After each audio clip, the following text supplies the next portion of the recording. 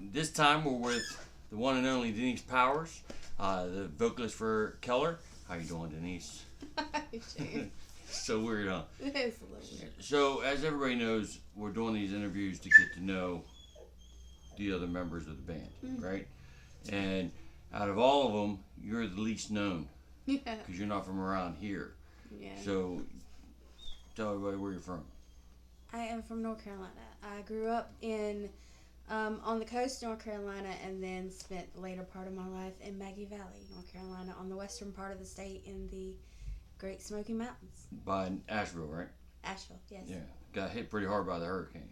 It did. It did so much more damage than I ever thought there could be. Yeah. In the mountains caused by a hurricane, but. Yeah. Now, before you came up here, this ain't your first band, of course. No, right? no. So no. you've been doing music for a while. Why don't you tell us a little bit about some of the stuff you've done?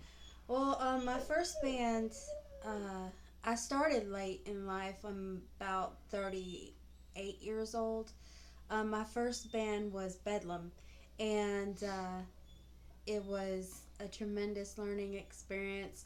And of course, I started like everybody else starts, whether you're older or younger. I started doing covers and playing in the bar set, private parties, weddings, things like that. But it was incredible, and made a lot of friendships there. And then my second band, which ended up being the band that grew me, was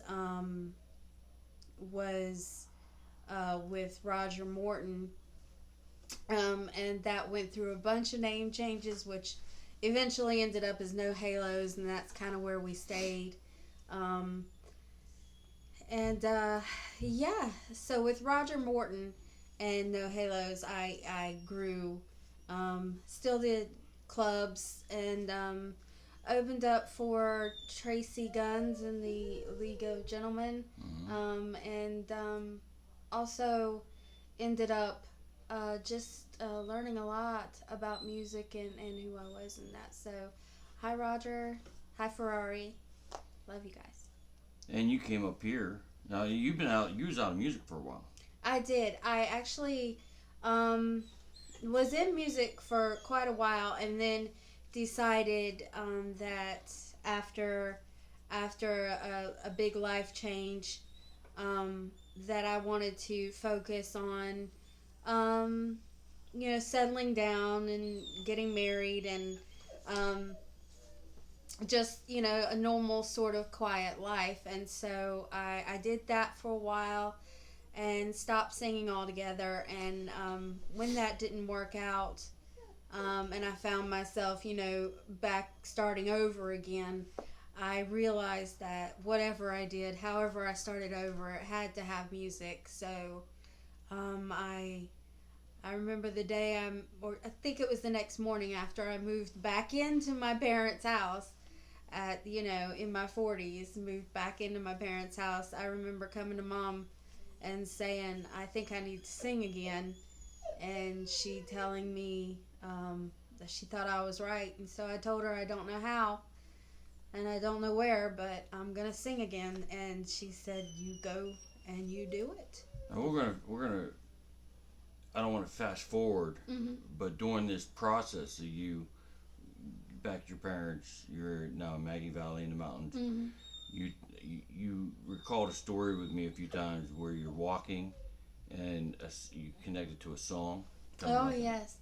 It was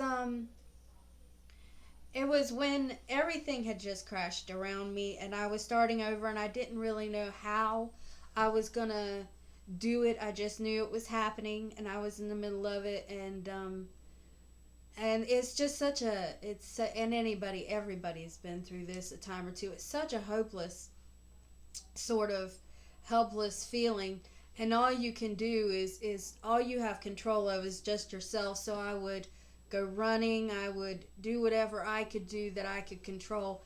And so I'd go running and I would allow myself to fantasize with the music in my ear. And I remember running up and down the mountain, and I would listen to Through Fire has a song called Stronger. And I would listen to the song and I would fantasize and imagine myself um, opening for that band, or playing with that band, or actually playing the song. I would see it so clearly in my head while I was running out all this Negative energy. negative, hopelessness and helplessness. And it would fill me with this sort of powerful feeling, like purposeful feeling. And I knew that it's exactly, I had to sing, because that was the only place where I ever felt like I knew who I was and what I was about, and what I was doing was right. Yeah. Everything else was sort of just a shot in the dark, and me doing what everybody else said, or what I thought was normal and what I should be doing at this age or that age, or but music was the only thing that I ever knew for sure was it's my calling. So during the pandemic, right? You're down in Maggie Valley. Mm-hmm. You're locked into the mountains. You got a beautiful setting all around you. Yes. We actually met online towards the end of the pandemic, right? We met. Yep. Yeah. So one of the things that connected us was the fact that we're both singers. Mm-hmm. I remember there was a picture of you on stage where you're posed exactly like I am on a completely two different shows, different times in our lives, but we're posed exactly the same, doing exactly the same kind of look into the audience, and that's what kind of. Very weird. So when you came up here, the biggest thing we was going to do, we was going to. Oh, I was off the camera. We was going to put you with it. I was going to reach out to a bunch of my musician friends, and we was going to wrap a band around you. Mm-hmm. And what I remembered that happening was just, It was a lot of cringe, and I mean, it's not just here; it's everywhere. If you're a female lead singer or a front woman for a rock band, a primarily male-dominated band, you can catch a lot of cringy things, and it's no different here. I caught it, and I caught it hard. yeah. Especially, I remember we posted an ad, and then it was just like all these nasty things. And I gotta be honest, there are sometimes in this scene where a female steps into the role of singer, vocalist, whatnot, and they do all the wrong things. Yes. You know what I mean? And that puts a bad rap on the rest of y'all. You know what I mean? Yeah. So anyway, we tried to find some people, and it turned out that we was getting that blowback from all the bad mistakes other people made, and we're like, okay, that's not going to work. And then one day, I was practicing in here, and I saw you singing along, and then the next practice, I was like, let's not tell anybody. We're gonna put the mic in your hand, and just, I won't sing the second verse. You sing the second verse, and see what everybody does. Mm-hmm. And you remember that day? I do. Well, yeah, I remember that day, and I remember so well, just trying to repeat the words in my head, I was so nervous, like it was the first time, and I love it when it's like that. That means I'm about to do something that means something to me. Yeah. It's important enough for me to be scared. And being new, not only in West Virginia, but new to the music scene here in West Virginia. West Virginia. Yeah, PA, West Virginia. I felt like me just walking in the room and picking up a microphone and singing a song that had been sung by a band singular, you, and this band written by you, and this band, I felt like it could go, one of two ways. I'd have to do it good, and they could either accept me or they would reject me, and, the audacity of this person to just pick up a microphone and start singing. But, you do like flair, and I am down for it, so we did it, and it did not go badly. I hear now that it's all over that the reason why the band imploded is because I brought you in without asking, and I don't remember bringing you in without asking anybody. We was playing a joke on them, and all of a sudden they seemed to like it. You know, everybody was like, "Oh, that's awesome! That sounded great." You know what I mean? They was a little set off at first. You know what I mean? But because they were surprised that wasn't my voice coming through the PA. And then all of a sudden they're like, "Oh, that was awesome!" And then you even tried different things, and they pointed out that was great what you did. And then now all of a sudden, the reason why that lineup imploded was because I put you in the band without asking, and I was like, "Wait a minute, I didn't do that." You know, I still think back to that because I didn't do that. We just messing around with them, and then they just loved the idea, so it just was right then and there. So, but that brings us to the start of the rebuild, right? So the band took off last minute. 8 weeks before a show, the drummer and the bassist take off, and then 2 weeks for the show, the guitar player decides he's Ghost Boy and he doesn't want to associate with us anymore. Fantastic. And then it took about a week to figure out, figuring out, oh, this dude ain't gonna answer. And then we had about 8 hours before a practice time in order to get ready to open up for Flaw at the Hard Rock Cafe. It was you, me, Jason Polton, and Jeff Tomes, and I had to bring in Chris Henneberger, and that was a very stressful week. Yes. I think more for you guys than anything. It was intense. It was being new. This was going to be my first show with them. This was going to be my first show in Pittsburgh. At the Hard Rock Cafe. That was huge for me. And then on top of that, all these songs that we were going over with new musicians, and with only 8 weeks. And on top of that, we were moved our practice space into Jeff's garage, which was so hot. It was hot. I can't even tell you. Like right now, I kind of envy heat. But I remember that was a little too much. That was a lot. It was that August heat, that humidity and so forth. And I didn't help matters then because I wanted the songs to be played the way they were written. And Chris didn't want to play them the way they was written, and I was yelling a lot. And it almost, we'll talk about it with Jason when it's his turn, but, Jason almost decided to walk away. You almost decided to take off. It was very stressful for everyone at that point. But let's talk about how the show went. The show went great. I remember wondering when everything was going down, when we were in Jeff's garage and everything just seemed to be falling apart. I remember thinking to myself, I wonder if this is God's way of telling me that this is not what needs to happen. This is just...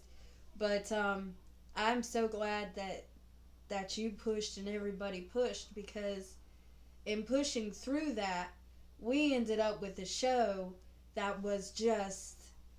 It was out of this world for more reasons than anybody could even begin to understand. It was personal to me. Yeah. It was personal to you, Jeff, because that was supposedly his last show. Yeah, he was one and done. Psych. His one and done. One and done, and then maybe 400 or 500 more. Yeah. But and then Jason was only going to do the one time. And so I'll let him tell his own story. But he was only going to do the one thing. So for me, I remember walking into that place like I had the world on my shoulders. It was my name. It was the work that I've done up to that point to get to that point. And here I am walking in there with nobody that anybody knows. You know what I mean? And so here it is. And you'd helped me with an outfit. I was wearing skinny jeans and a blouse. You told me you liked it. I liked the way it looked online.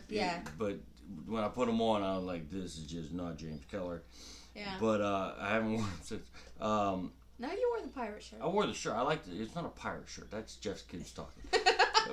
it's a blouse, but anyway, it's a blouse. but it's comfortable and it lets me breathe. So I don't. I like the shirt. Oh heavens. It's the pants I didn't like. But anyways, I remember walking in. Pants didn't like you. I remember no, the pants didn't like me either. I remember walking into the Hard Rock Cafe and immediately our friend Lauren walked up to me and she put her hand and this is my first time meeting her. Mm-hmm. You know what I mean? Me too. Yeah. She put her hand on my chest and started praying at me. Like literally, like right there in the middle of the Hard Rock Well, Cafe. you know what? Somebody needed to. And then I stepped away, and it happened again. And then I stepped away, and it happened again. And I was just trying to get to the back room where all of our stuff was. You know what I mean? So we had a lot of support in that show, and I think that helped out a lot. Yeah, it was a lot of support, but I was to a place because you said you walked in and you felt like you had the weight of the world on your shoulders. Well, I walked in and I felt like I had the weight of expectation. Yeah. On my shoulders. I could not. I was in my head so deep. I could not fail. If I failed, that was it. It was over. It was done. I was going to be judged. Everybody was going to hate me. I was rarely seen because I was actually outside, had walked around the corner of the building and was on the phone with my sister and my mother crying. Crying. Oh, you know because I was like, I cannot do this. And my sister was talking, you know, she was pressing peace into my mind and my mother was talking joy into my spirit. And I mean, these two powerful women were encouraging me the whole time. And I'm around the corner like a little baby going, I just want to go. Yeah, no, but it was when I walked in that I encountered our friend Lauren and felt acceptance before there was even a reason to accept me. Yeah. You know, before I'd even shown or proven anything to anybody, I was receiving some much needed comfort and encouragement. And you also met... I met Rachel. There you go. Oh my gosh. Yeah, I didn't have to say it. My little light. Are you kidding me?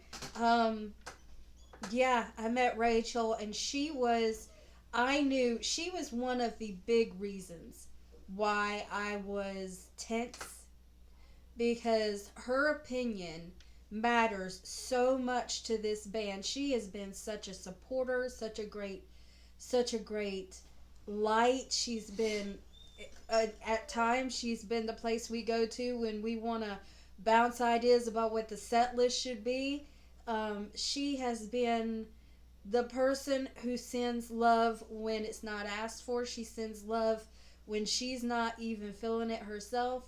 And so I knew if I went in there and Rachel wasn't feeling it, then I was out the door, you know? I was pretty much gone. And so I went in there and she was just... Shit, sometimes I think I'm out the door.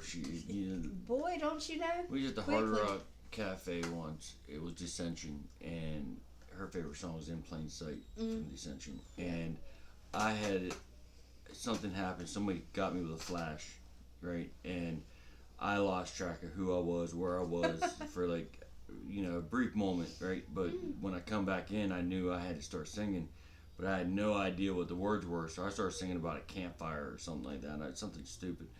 And I got through the song, and the only person that really noticed was, well, the band and Rachel. And I get up and we start to go in the next song, and I look down at Rachel. I'm like, sorry. And she's like, what the fuck? Yeah. She was, so it's like... That was part of the stress, is I knew we could count on Rachel to tell the truth. Whether it was good or bad, she would tell the truth. And I think she was gracious to me. I think she was very, very gracious to me because she made me feel like I did a good job. She made me feel like I could. She made me feel like I should again. And so, you know, it was these incredible women, you know, that were not even on the stage with me. They were out in front of me, which is exactly where they needed to be, because I needed to see love. And we did that whole night, that whole set that we did, my first show at the Hard Rock You met Lisa too, by the way. I met Lisa. Mm-hmm. Lisa is at almost every show. And I remember the dancing. And it was Lisa and her friend. With Dishonor. Yes, Yeah, I remember the yeah. dancing. And I was so glad that somebody was just, because it's the energy that we need. I was so glad that somebody was dancing and Rachel singing along at the top of her lungs. I was so glad that they were giving us the energy because it's that energy that we take in that we put back out. It's a circle. It's just a circle, and they were the best to feed me. The wild part about that show for me was coming off the stage. You know, we had to hurry up and get our gear off and get it outside. You know what I mean? And I was everybody was outside. I was picking up what was left, and I'm walking outside. And as I'm walking out, some dude I never saw before in my life is singing "Claim the Fame." It passed me, and I That's my went, favorite song. I'm like, wow, okay, that's cool. And then I get closer up by where the T-shirts and everything was sold, and there's a girl I never met before, I never saw her before. She's singing "Claim the Fame," I mean, word for word, and she's walking past me, and I'm like, That's my jam. that never happened before in my life. And then I walk outside, and everybody's singing "Claim the Fame," right out there, right out the exit of the door, and I'm just like, And that was was pretty cool. coincidentally when he brought me into this room to hand me the microphone to surprise everybody. It was "Claim the Fame." It was. That's the one I told you sing the second verse on after you get the mic. Yeah. And to this day, I'm still singing the second verse. Yeah. So after that, Jeff, we bid Jeff a farewell, and he went on his merry way to Did we though? hang out. We never really let go, but we'll get into that in a second. So he went, and he had his one and done, and it was me, you, and Jason coming up here, and Chris coming back up to the studio here. Mm-hmm. And it was time to put things together, and it didn't work too well for us at first. No, it was a lot of crisis. Yeah, there was a lot of things happening, and the one drummer we got, he didn't work out at all. Then we got another drummer, which he didn't work out with me at all. Like, there was nothing about those 4 days that we were with that one drummer that I can ever get back, and I wish I could, because I would do it all over again. Because that wasn't for me. And then we got another drummer, and that was when things started kind of picking up. Mm-hmm. And then we opened up for Puddle Mud. Yes. Yeah. Yes. And things took a turn, in everything. My father passed away, and you was right there with me the whole time that was going on. I was, yeah. And it, grief kind of caved in a lot of things, and so we did that. We did Puddle Mud, and then the next thing was my father's funeral. Yep. And I remember, some things happened on Chris's end. Before all that, we brought Sean in between, right before the Puddle Mud show. Yes. And that's when you and I actually butted heads for the first time. Yes. Because I was like, this dude don't know our stuff. And you're like, he'll learn it. And I'm like, we're talking about getting on stage with Puddle Mud. Mm-hmm. But Sean said something, and we'll talk about it in his interview too. He goes, I won't tell you, I'll show you. And by the time it came up, I was like, yeah, man, you can do the show with us. And that was a good show. That was a really good show. And then after that, my father's funeral. Yes. And that was a hard show for me. And I know it was a hard show for you as well. Because you watched all that go down. You watched it all happen right before your eyes.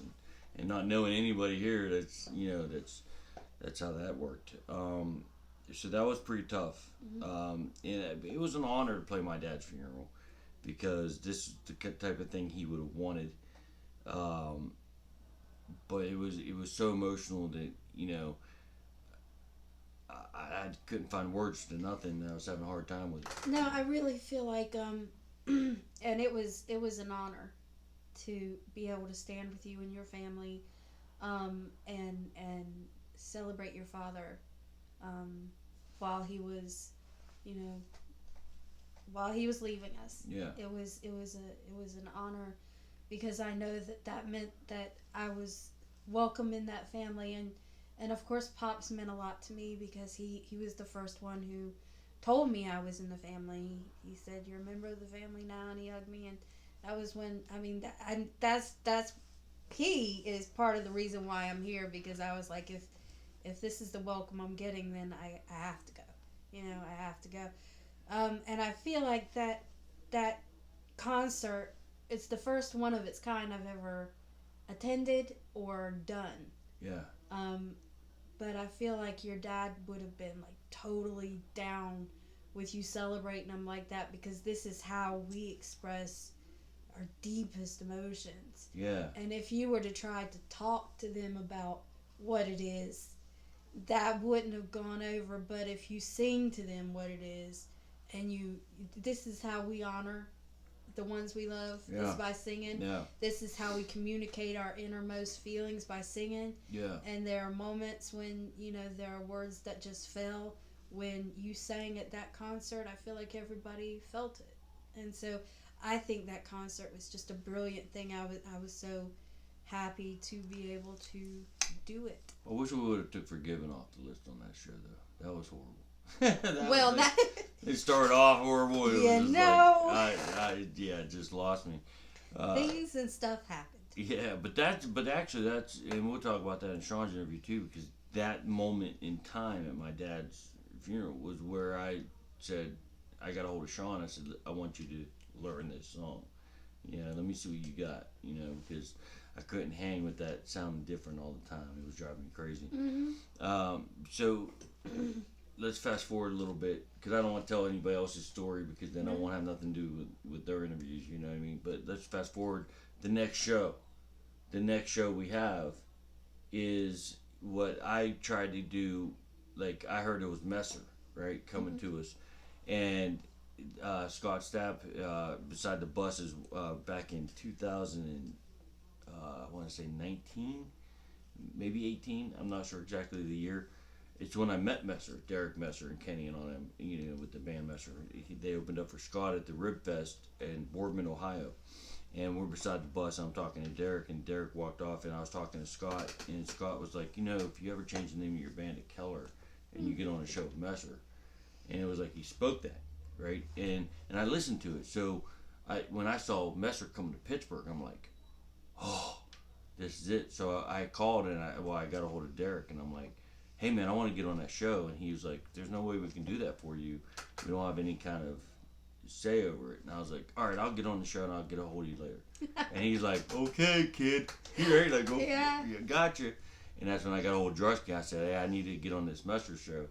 And it took about, I don't know, a couple hours. And Drusky got back a hold of me. He was like, all right, man, you're in. Let's confirm you. So they confirmed me, and then I got a hold of Derek, and I'm like, hey man, I'm on the show. I'll see you then.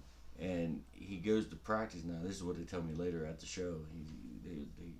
He goes in first and was like, yeah, that James Keller guy, man, he's trying to get on the show. I felt bad, telling him I couldn't do anything. What am I to do? And then like the next time they practice, he comes walking in and goes, you guys ain't gonna believe this. That James Keller guy on the show.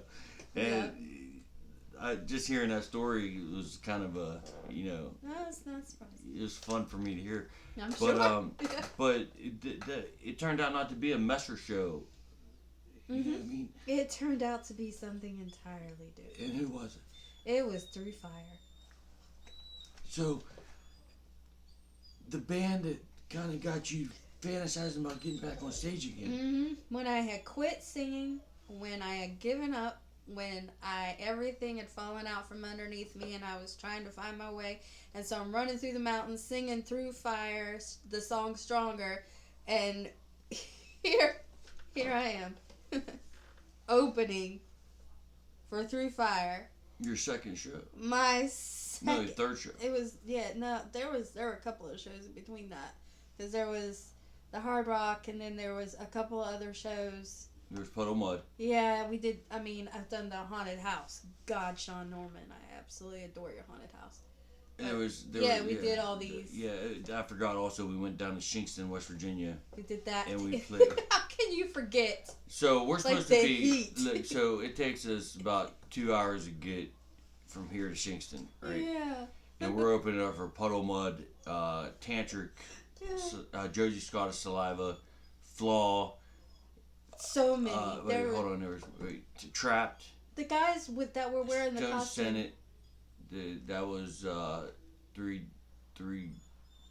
Dicks and a Woody or something like that. I don't know. I think that's the name. I think that was the name. I don't know what the hell their name was. It was weird. So weird. But It was so weird. not bashing them. I'm just saying. Just, you know. No, they wanted to be unique and they nailed it. Yeah, shit, they did something. So that was something else. But who else was it? Tantric.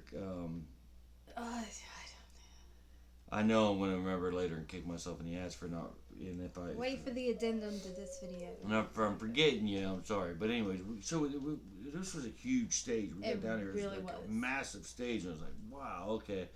And it was like. It looked like a music festival. It was that's what they was trying to do, right?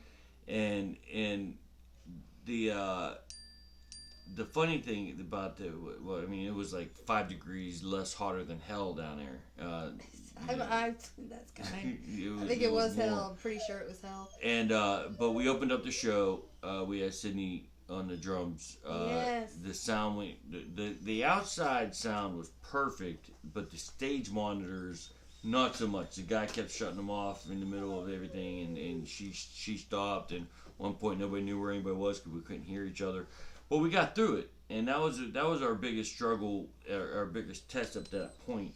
Mm-hmm. And then the next show was A Killer's Confession. Great show. That was fun.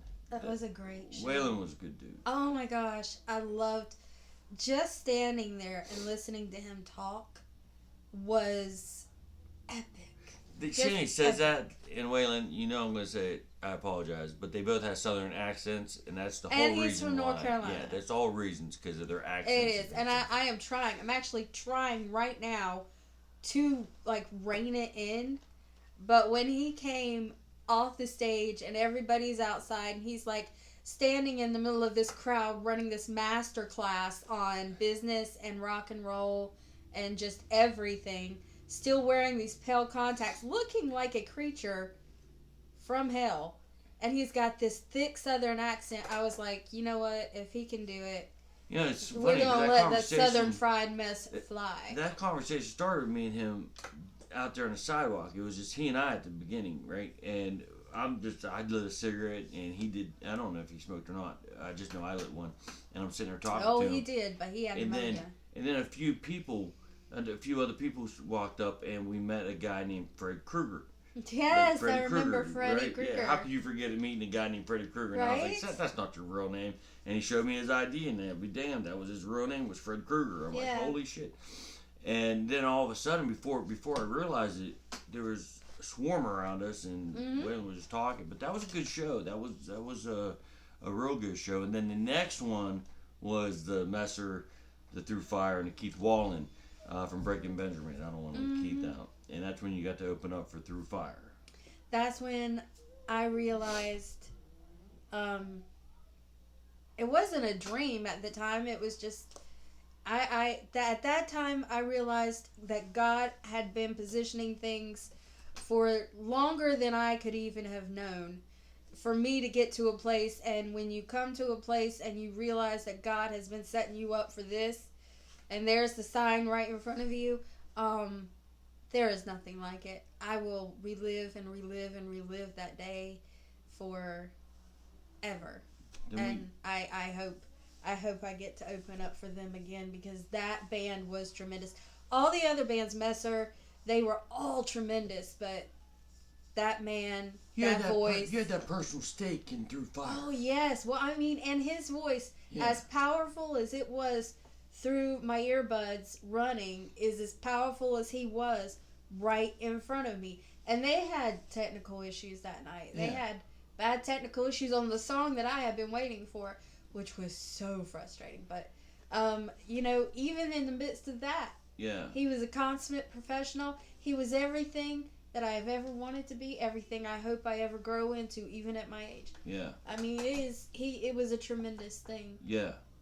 And see, that's you had a personal stoke with Through Fire. I had a personal stoke through Messer. I was like, Yeah, we were all living the dream that night. Yeah. We Look really at were. Zach was bouncing around like a kid, a fat kid with a cupcake, man. Oh my Icing God, all over his he lips, was like Zach. Oh my gosh, all the things I get to experience through Zach with his exuberance is seeing the just, world for the first time. You know, oh kind my of gosh. thing, yeah. Well, and I mean,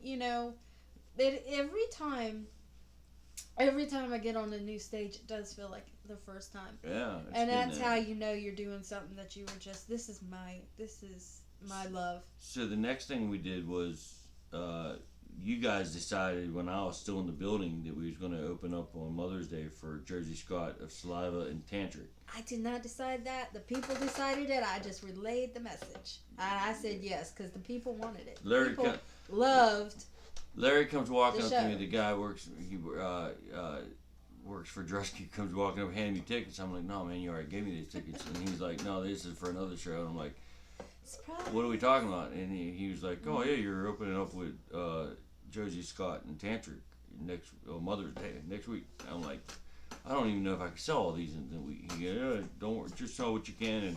And we did. It was a good show. That was a good show. That was fun. A real good show. I enjoyed Tantric a lot. Josie was, this is the second time we hung out with him and got to. But we opened up for Tantric before with Josie down in Shinkston, but this was the first time that we actually had communications band to band, with them. So that was fun. And then they had just got off this the cruise with Creed, so we had a lot to talk about back and forth. And then the next show was the Like a Storm show. Mm-hmm. You want to talk about that show a little bit? Like a Storm? Like a Storm. Let's see. I'm trying to... after you do it, like, with these guys for a while, the shows start to, like... This was the show This is the show where they had the great didgeridoos on stage. Yeah. They had that. And... I think that was the one where we got to be on. We were not allowed on the stage. Were we allowed on? No, the stage? that was the Messer and Through Fire show. There was the Messer and Through Fire show where you became King Kong and Speaking of which, anybody goes to Craft House, you're not allowed to climb the side of the stage. No. But that's where we couldn't get on stage. There was no room for us. It wasn't like we wasn't allowed on stage. They would have preferred us to be on stage. But and technically, they said there's no room for you on the stage. They said nothing about the rigging. They didn't say anything about the rigging. So not till you climbed up it. Fair. And then once I climbed up it, then they had all kinds of stuff to say about the rigging. Oh my God! Yeah, they did. So we did the Like a Storm show. Yeah. And we had a lot more room at that Like a Storm show. Like we were the band right before Like a Storm on that one. So we had all the space in the world. 45 minutes it turned out to be. We were supposed to be 30. No, yeah. And that's with the Breathe. Whenever we did the Breathe and had that pretty awesome set into Breathe. Yes. And you tried something new on that. You went a little higher than I was ready for. Oh yes. Yeah. And you liked it. I did. Yes. You liked it. As a matter of fact, I think I do remember that show, and I remember there being something I know I was sick. I was very, very sick that show. I had the bad word. I had the bad thing. And I was coming off of having the bad thing.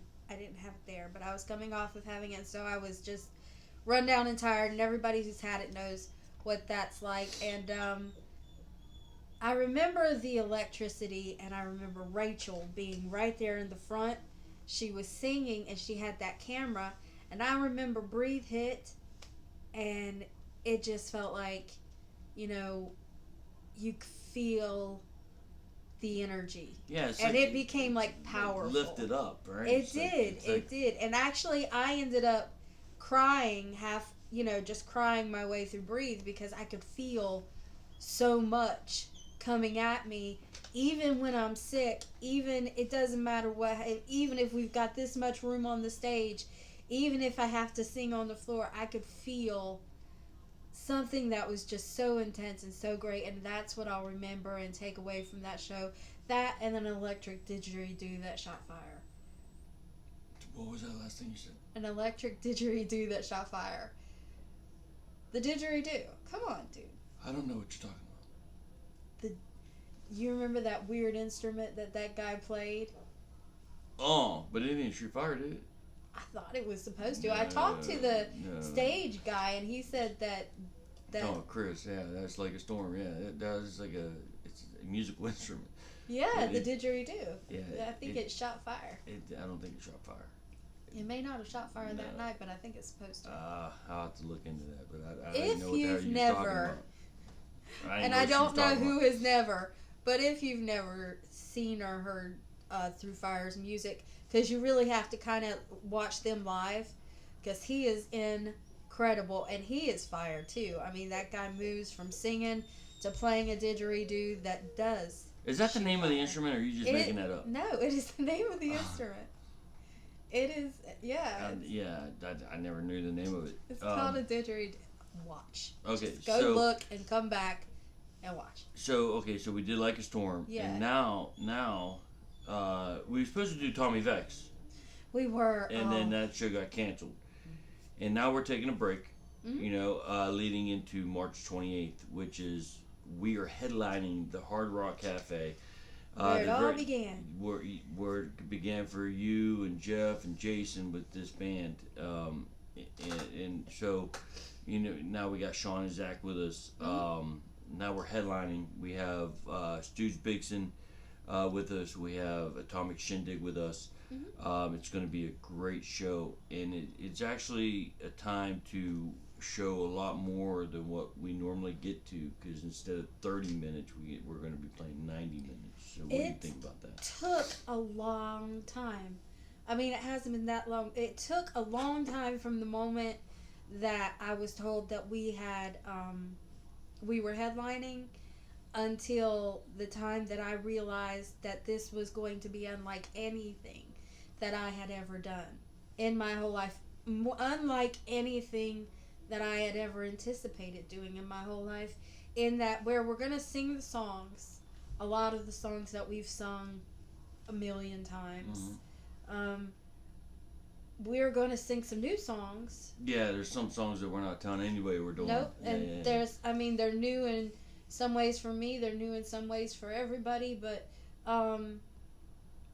the difference is this is going to be a show that we produce and put on. This show is going to be more than music. It's going to be, we are going to orchestrate the way the lights go, and we are going to... If we can. If we can. Well, I mean, you know what? If we can, we are. Because, we want it... I feel like this is big. I want it to be as big as it feels. Right, I want it to be as well. I've never seen the lights at the Hard Rock go up or down or change in any way. And you probably shouldn't. So yeah, right. So I'm not really sure how that light stuff's going to go, but we are producing this. We are putting this on, and it's thankful to Drusky Entertainment for giving us the opportunity to do this. Grateful. And it's on a Friday night. It's not a Tuesday, it's not a Wednesday, it's not a Thursday, it's not a Sunday. Unbelievable. It's a Friday night in Pittsburgh, If Pennsylvania. you'd have told me 10 years ago, I'd have told you you were lying. Yeah, me too, because I don't think I've ever played a Friday night in Pittsburgh, to be honest with you. Well, I mean, a Friday night in Pittsburgh, and you're headlining, and it's the Hard Rock. Yeah, it's going to be pretty good. And so, tickets are $15 a piece. Also, we have the band shirt just for that one show. That's $25, extra large. I mean, small to extra large, and then double X to however big you need is 35. I'm sorry, 30 or 20. No, what is it? 28. Sorry, 28. I'm trying to remember. I just sold it. Yeah, I just sold one, so it's like they are selling really fast.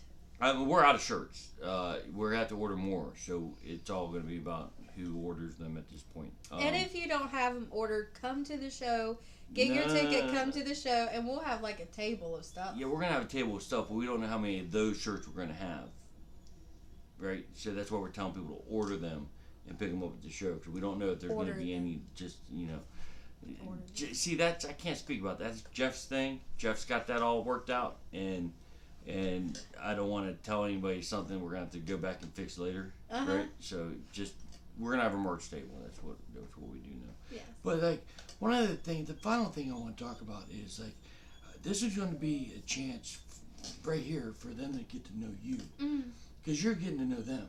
Yes. Right? Well, yes. And what my the reasoning for this is because I keep on hearing, not just from you but from others, about how these are my fans. These are my fans, and I keep saying no, they're ours, right? And so this gives them a chance to definitely get to know who you are, Mm-hmm. and you're getting to know them as you go. So so when you was talking about breathe, and how you felt that energy of that song, did you feel that connection between you and the crowd? Is that what moved it, or is it was just the energy that was just all the way around? It was the energy that was all the way around. Things, since I've moved here, things have changed so much and so quickly. And it was when that song came on, I connected.